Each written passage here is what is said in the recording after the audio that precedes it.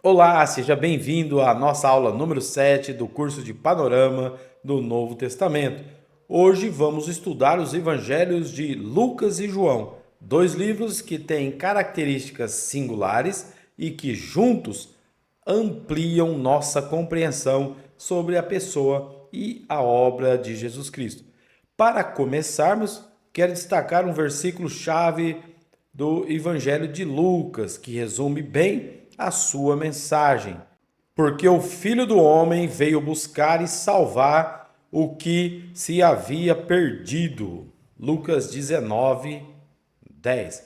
Esse versículo expressa o coração do terceiro evangelho. Mostra que Jesus é o Salvador universal, que não faz acepção de pessoas e veio resgatar tanto judeus como gentios, tanto homens como mulheres, tanto ricos como pobres. É o Jesus compassivo, que se aproxima dos marginalizados, que cura, que perdoa e que restaura. Tendo isso em mente, vamos avançar na nossa introdução e entender o lugar especial que Lucas e João ocupam entre os quatro evangelhos. Dos quatro evangelhos, Lucas e João ocupam um lugar singular. Lucas é o único autor gentil do Novo Testamento, médico e historiador cuidadoso, que apresenta Jesus como Salvador universal. Sua obra se destaca pela precisão histórica, pelo olhar pastoral e pela inclusão dos marginalizados. João, por outro lado, é o único que não faz parte dos sinóticos. Se você não sabe o que é sinóticos, é só assistir a aula anterior, que eu explico exatamente o significado dessa palavra. E ele não é considerado sinótico porque ele não segue a mesma estrutura cronológica de Mateus, Marcos e Lucas, mas organiza sua narrativa de modo teológico, destacando que Jesus é o Verbo eterno, o Filho de Deus em quem temos vida. Se você não sabe o que significa o Verbo eterno, eu tenho um vídeo aí no canal onde eu explico a origem dessa palavra, que no caso o verbo aí é a palavra logos, e ela foi traduzida como verbo, porque é o significado da palavra logos, verbo ou palavra, mas João, ele usou o contexto da época, porque eles entendiam que logos era uma entidade e ele usou exatamente o que estava acontecendo ali para mostrar que não existia nenhuma entidade ou alguma energia ou alguma coisa que governava esse mundo, mas o verbo verdadeiro mesmo, o logos verdadeiro, era o próprio Jesus e ele se fez carne e habitou entre nós. E ele começa falando sobre isso. Se quiser saber mais detalhes sobre o logos, tem vídeo no canal explicando sobre isso. Portanto, podemos dizer que João, ele organiza sua narrativa de modo teológico, destacando que Jesus é o Verbo eterno, o Filho de Deus em quem temos vida.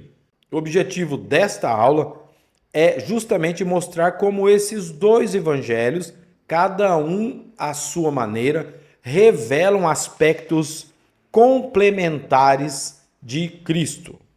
Lucas enfatiza a humanidade e a compaixão de Jesus, enquanto João revela a sua divindade e glória eterna.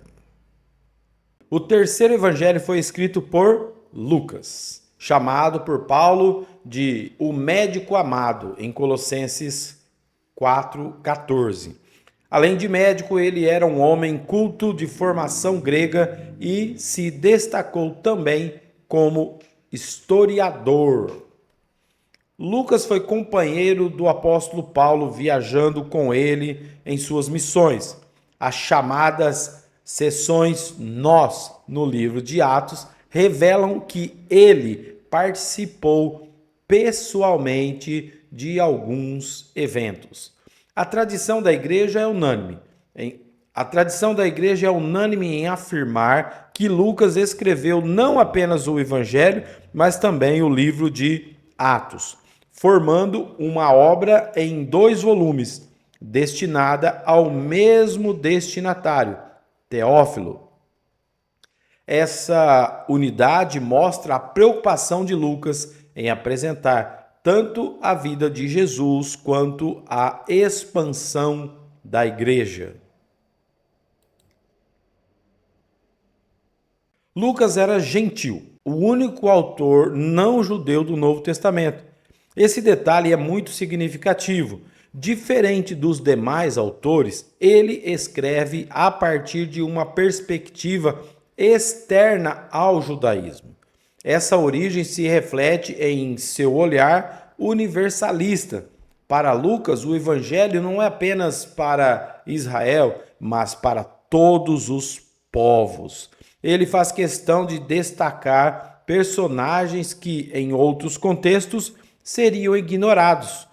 Por exemplo, os samaritanos, as mulheres, crianças, pobres e os estrangeiros. Seu evangelho é, portanto, inclusivo e compassivo, mostrando que Cristo veio buscar e salvar todo tipo de pessoa, sem distinção de classe, gênero ou origem. O evangelho é dedicado a Teófilo, mencionado em Lucas 1:3. Ele pode ter sido um cristão influente ou um patrono que apoiava a difusão das Escrituras. O nome, que significa amigo de Deus, também sugere que ele representa todo crente que busca certeza na fé. O público-alvo era formado principalmente por cristãos gentios. Isso explica porque Lucas explica costumes judaicos, traduz termos aramaicos e contextualiza eventos. Ele quer garantir que todos entendam a mensagem. Quanto à data, a maioria dos estudiosos situa a redação entre os anos 60 e 70 depois de Cristo, antes da destruição de Jerusalém. Essa época foi marcada pela expansão da igreja e pelos primeiros desafios de identidade entre judeus e gentios. O Evangelho de Lucas é o mais extenso dos 4, com 24 capítulos. Ele mesmo afirma no prólogo, em Lucas 1:1-4, que investigou cuidadosamente os fatos, ouvindo testemunhas e organizando o material de forma ordenada. A narrativa segue um movimento geográfico e espiritual. Começa na Galileia, com início no ministério de Jesus, e caminha para Jerusalém, onde a obra da salvação chega ao seu clímax. Essa viagem para Jerusalém ocupa grande parte do livro e mostra que a cruz era o destino inevitável da missão de Cristo. A estrutura de Lucas pode ser dividida em 5 grandes blocos narrativos. Primeiro, os capítulos 1 e 2 relatam a infância de Jesus, incluindo a anunciação, o nascimento em Belém, a visita dos pastores e a apresentação no templo. Depois, capítulos 3-9 apresentam o ministério na Galileia, o batismo, a tentação, os primeiros milagres e o chamado dos discípulos. Em seguida, temos a longa viagem a Jerusalém. Dos capítulos 9, versículos 51 a 19 e 27, há parábolas exclusivas como a do bom samaritano e a do filho pródigo.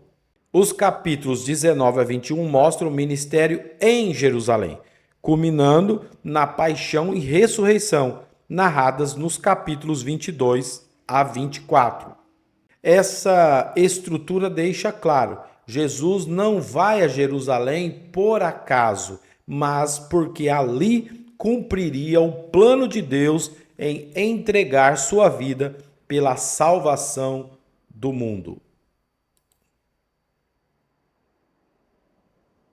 Entre as grandes ênfases de Lucas está a apresentação de Jesus como Salvador universal. Ele não é apenas o Messias de Israel, mas também o Redentor de toda a humanidade. Por isso, Lucas faz questão de incluir em sua narrativa personagens que eram marginalizados, tais como as mulheres, crianças, samaritanos, publicanos e, obviamente, pecadores. Todos eles encontram espaço na história da salvação. Outro ponto central é a oração. Lucas mostra Jesus orando em momentos decisivos da vida, como no batismo, na escolha dos discípulos, no Monte da Transfiguração e no Getsemane. Outros destaques em Lucas é a presença constante do Espírito Santo. Desde o início, vemos o Espírito agindo. João Batista é cheio do Espírito ainda no ventre. Maria concebe por obra do Espírito. Simeão é guiado pelo Espírito ao templo. Na vida de Jesus, o Espírito aparece em momentos decisivos. Ele é batizado e o Espírito desce sobre ele. Ele é conduzido pelo Espírito ao deserto e inicia seu ministério afirmando que está ungido pelo Espírito para pregar as boas novas aos perdidos. Essa ênfase não para em Lucas, mas continua em Atos, que é a segunda parte de sua obra.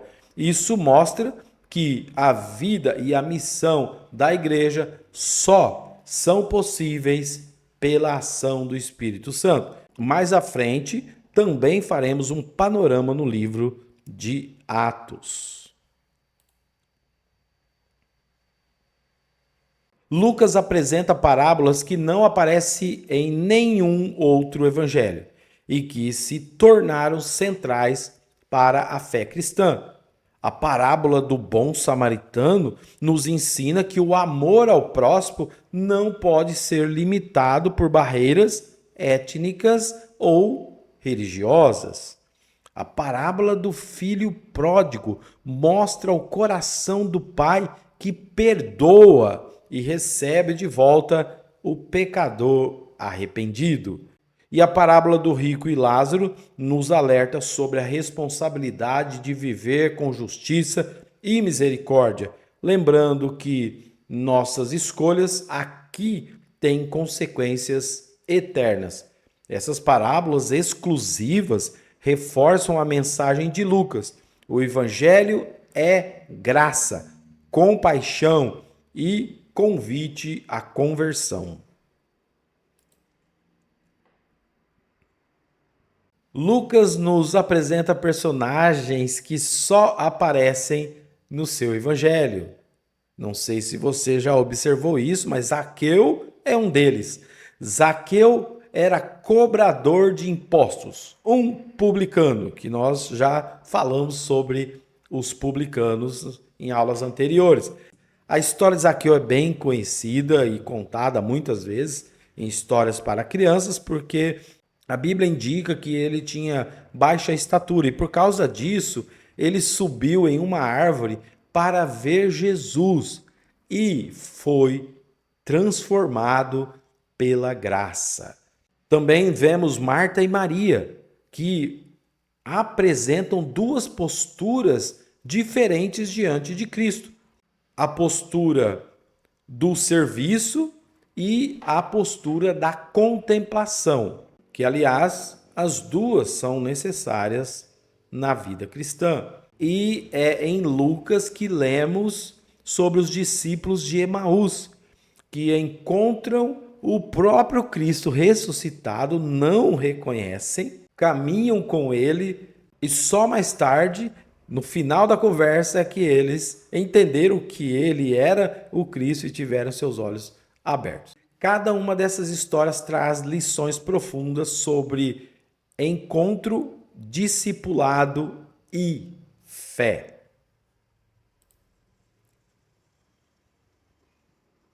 Mesmo que estamos fazendo um panorama aqui do Novo Testamento, é importante ter algumas aplicações práticas para nós. O Evangelho de Lucas nos chama a viver uma fé prática e compassiva. Se Cristo se aproximou dos marginalizados, também nós devemos olhar para os que estão à margem da sociedade com compaixão. Ele nos convida a valorizar a oração constante. Jesus orava todos os momentos decisivos. E isso nos ensina a buscar em Deus a força para cada passo da nossa caminhada. É um detalhe muito importante com relação à oração, porque se o próprio Jesus vivia, se o próprio Jesus tinha uma vida de oração, é porque ele queria nos ensinar que humanamente nós também precisamos viver da oração. Porque se ele praticava isso, é porque ele estava obedecendo a palavra de Deus, que nos manda fazer isso, e ele era obediente, ele estava fazendo isso, mas também por causa da comunhão, e algo que nós devemos imitar nele é a questão da oração, que, diga-se de passagem, é uma das coisas que nós temos muita dificuldade em exercer. E, finalmente, Lucas nos lembra que somos chamados a ser testemunhas do Evangelho a todas as nações. A salvação é universal. Não há barreiras que o Evangelho de Cristo não possa ultrapassar. Universal aqui é no sentido de que ela é para todas as pessoas, todos os povos, não somente para os judeus, mas ela foi oferecida para o mundo, porque Deus amou o mundo de tal maneira que deu seu Filho unigênito para que todo que nele crê não pereça, mas tenha vida eterna. E isso, obviamente, nos leva para o próximo evangelho, né, que nós vamos estudar a respeito de João. Agora vamos analisar um pouquinho o quarto evangelho, o evangelho de João. Diferente de Mateus, Marcos e Lucas, João não é um sinótico. Ele não segue a mesma linha cronológica, nem organiza sua narrativa em torno de tantos milagres e parábolas. O foco de João é teológico, mostrar que Jesus é o Verbo eterno, o Filho de Deus encarnado e que quem nele crê tem a vida eterna. Por isso nós temos o famoso versículo aí, talvez um dos mais conhecidos de todo o Novo Testamento, João 3,16. Logo no início, João já nos apresenta a majestade de Cristo com a declaração: no princípio era o Verbo, e o Verbo estava com Deus, e o Verbo era Deus. Esse versículo define o tom de todo o livro, exaltando a divindade de Jesus. O autor desse evangelho é identificado pela tradição como João, filho de Zebedeu, um dos 12 discípulos de Jesus. Ele fazia parte do círculo mais próximo de Cristo, junto com Pedro e Tiago. Por isso, o testemunho de João tem autoridade. Ele esteve presente em momentos decisivos, como a transfiguração, a última ceia e a crucificação. O público era formado por comunidades cristãs, especialmente em Éfeso, onde João teria vivido nos últimos anos.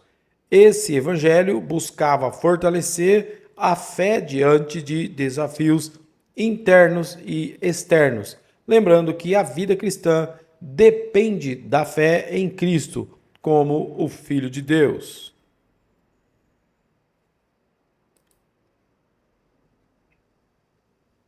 A maioria dos estudiosos situa a redação do Evangelho de João entre os anos 85 e 95 depois de Cristo, provavelmente em Éfeso. João já era idoso e sua comunidade enfrentava tensões doutrinárias. O propósito do livro é declarado de forma clara em João 20:31. Estes, porém, foram escritos para que creiais que Jesus é o Cristo, o Filho de Deus, e para que crendo tenhais vida em seu nome. Portanto, João escreve para reforçar a fé dos cristãos e combater visões equivocadas sobre Cristo, especialmente as primeiras formas de gnosticismo que negavam a encarnação real do Filho de Deus. A estrutura do Evangelho de João é bem definida. Primeiro, temos o prólogo, em João 1:1-18, onde Cristo é apresentado como o Verbo eterno. Depois vem o livro dos sinais, do capítulo 1:19 até 12:50, em que João seleciona 7 sinais ou milagres que revelam a glória de Jesus. O livro da glória, de João 13 até 20, cobrindo a última ceia, a paixão, morte e ressurreição, mostrando que a cruz é, na verdade, o momento da glória de Cristo. E por fim, o capítulo 21 funciona como um epílogo, relatando a restauração de Pedro e reforçando o chamado ao discipulado. No Evangelho de João, 7 sinais foram escolhidos de forma bem especial para revelar a identidade de Jesus e despertar fé nos leitores. O primeiro é a transformação de água em vinho, em Caná. No capítulo 2, o último é a ressurreição de Lázaro. No capítulo 11, que aponta para a vitória de Cristo sobre a morte. Entre esses dois, temos outros 5 sinais. A cura do filho do oficial, em João capítulo 4, a cura do paralítico, em João capítulo 5, a multiplicação dos pães, em João 6, o caminhar sobre as águas, ainda em João 6, e a cura do cego de nascença, em João 9. Cada um desses sinais não é apenas um milagre isolado, mas uma revelação progressiva da glória de Jesus. João os apresenta como convites à fé, mostrando que Cristo é o Filho de Deus que veio trazer vida ao mundo.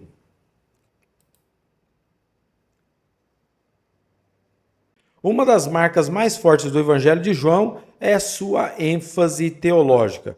O foco principal é apresentar Jesus como Filho de Deus. Mais do que registrar acontecimentos, João quer mostrar o significado deles. Por isso, constantemente destaca a necessidade da fé. O verbo crer aparece quase 100 vezes no Evangelho de João. Por isso que todas as vezes que vamos evangelizar ou fazer algum estudo de evangelismo e queremos apresentar o verbo crer, que para a pessoa ser salva ela só precisa crer em Jesus Cristo, algo simples, não há necessidade de crer em outras coisas ou fazer outras coisas, simplesmente crer. Mostramos em João que crer é confiar em ou depender exclusivamente de Cristo para ser salvo. Outro ponto é a vida eterna. João ensina que essa vida não começa apenas no futuro, mas já é realidade presente para quem crê em Cristo. Isso traz segurança e esperança ao coração do cristão. Um ponto que devemos lembrar aqui, quando falamos de segurança, nós cremos na segurança dos santos. Nós cremos que alguém que é salvo não vai perder a salvação. E um dos livros que realmente fica bem claro essa questão da segurança da salvação é João, principalmente o capítulo 10, que fala que não tem como sairmos da mão do Pai ou das mãos de Cristo, porque ninguém pode nos arrebatar de lá, nem nós mesmos poderíamos sair de lá. E o outro ponto que eu gosto muito de usar é a questão da vida eterna. Como que alguém que ganha a vida eterna a partir do momento que crê em Cristo vai perder? Se ganhou algo que é eterno, eterno é para sempre. Não tem como a pessoa ganhar a vida eterna, aí aquilo que é eterno ela perde, aí depois ela ganha de novo. Quando alguém diz que perde a salvação, é uma de duas coisas. Uma, primeiro porque ele não entendeu o evangelho, e ele fica se assegurando nas boas obras, naquilo que ele faz para se manter salvo, ou não lhe explicaram que uma vez salvo, ele recebe a vida eterna, e vida eterna é para sempre. Para mim, só isso é suficiente. Não tem mais, não há necessidade de ficar argumentando com outras coisas, só pelo fato de sabermos que no momento que nos convertemos, nós recebemos a vida eterna. E João deixa isso muito claro, tanto quanto na questão de que crer é algo simples e quem crê recebe a vida eterna, e obviamente que quem tem a vida eterna ficará salvo para sempre.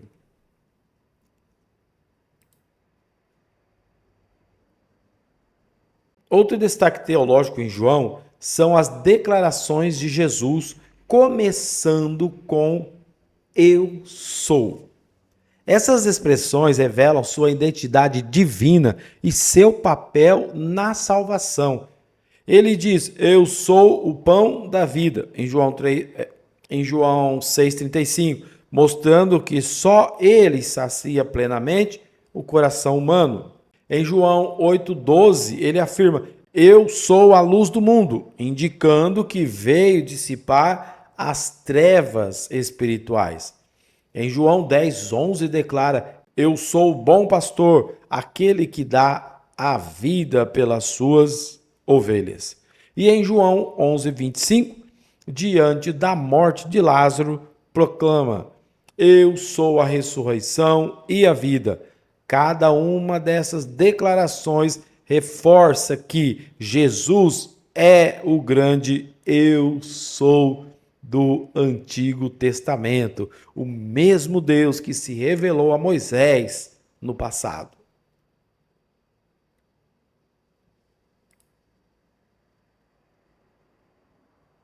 O Evangelho de João também apresenta episódios que não aparecem em nenhum dos outros evangelhos. A conversa de Jesus com Nicodemos, em João 3, é exclusiva, trazendo a famosa frase: é necessário nascer de novo. Mais uma vez falando aqui a respeito da salvação. A única forma de alguém ser salvo é nascendo de novo. E aqui ele estava falando para um religioso que certamente ainda não tinha nascido de novo e precisava entender essa verdade. E Jesus falou para ele. O diálogo com a mulher samaritana em João capítulo 4 mostra a quebra de barreiras culturais e religiosas, revelando que o Messias é para todos. Também temos o relato do lava-pés em João 13. Esse relato nos ensina que a verdadeira liderança é serva. E por fim, temos também a ressurreição de Lázaro, em João 11. A ressurreição de Lázaro é um dos maiores sinais realizados por Cristo, apontando para a sua vitória definitiva sobre a morte. Um dos trechos mais profundos e belos de todo o Evangelho de João é a oração sacerdotal, registrada no capítulo 17. Aqui vemos Jesus intercedendo pelos discípulos e por todos aqueles que creriam nele ao longo da história. Ele pede pela unidade do seu povo, para que todos sejam um. Pede também pela santificação. Santifica-os na verdade. A tua palavra é a verdade. Essa oração mostra o coração pastoral de Cristo, revelando seu cuidado não só pelos que estavam com ele naquele momento, mas também por nós que cremos séculos depois. Algumas aplicações práticas que podemos tirar para nós. O Evangelho de João termina com uma aplicação direta para a nossa vida. Primeiro, somos chamados a crer em Cristo para ter vida. A fé não é apenas um conceito religioso, mas uma experiência que transforma nossa existência. Segundo, viver em unidade, refletindo a oração de Jesus em João 17. Isso significa superar divisões e viver como corpo de Cristo. Por fim, João nos chama a seguir a Cristo com amor. O diálogo final de Jesus com Pedro em João 21 deixa claro que o verdadeiro discipulado nasce do amor. Tu me amas? Apacenta as minhas ovelhas. Assim, João nos ensina que a vida cristã é fé, unidade e amor, fundamentados na pessoa de Cristo.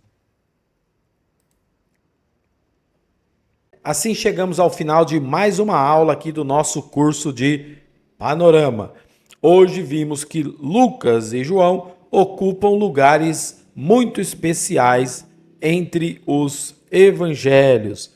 Lucas nos apresenta Jesus como Salvador universal, compassivo, que acolhe os marginalizados e nos ensina a viver em oração e missão.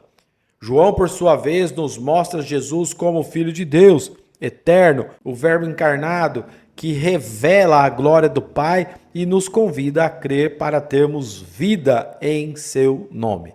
Juntos, esses dois evangelhos nos oferecem um retrato complementar de Cristo, plenamente humano e compassivo, plenamente divino e glorioso. Esse é o Cristo em que cremos, seguimos e anunciamos. Obrigado por assistir até o final essa aula número 7 do curso de Panorama do Novo Testamento. É para mim uma grande alegria poder caminhar com você nesse estudo das Escrituras. Lembre-se, nossas aulas acontecem toda semana, sempre às quintas-feiras às 19 horas. Então já se organize para estar conosco na próxima aula. E não se esqueça de se inscrever no canal para receber as próximas aulas assim que forem postadas. Deixe um comentário, pergunta, se tiver alguma dúvida, compartilhe esse vídeo se achar que alguém também deveria aprender algumas coisas com esse curso. Até aqui nós vimos os 4 evangelhos apresentando a vida de Cristo. Então na próxima aula vamos nos aprofundar no ministério terreno de Cristo, um tema central para compreendermos o coração do Evangelho. Que Deus te abençoe e até a próxima aula. Tchau, tchau.